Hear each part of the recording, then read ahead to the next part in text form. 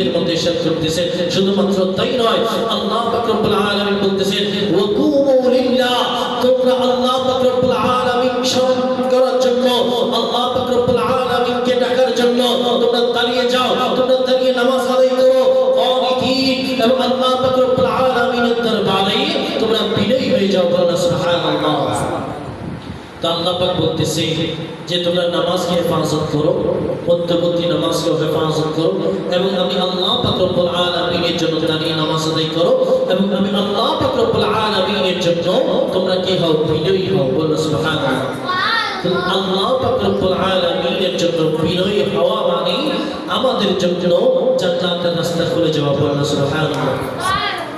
আমরা যদি আমাদের দিলকে যদি আমরা নরম করতে পারি যদি আমরা বিনয়ী হই আল্লাহ পাক বলতেছে তোমরা যদি নম্র হও তোমাদের মধ্যে যে খুশু থাকে তোমরা যদি নামাজকে হেফাজত করো তোমরা যদি নামাজ কায়েম করো আমি আল্লাহ পাক জাল্লা শানহু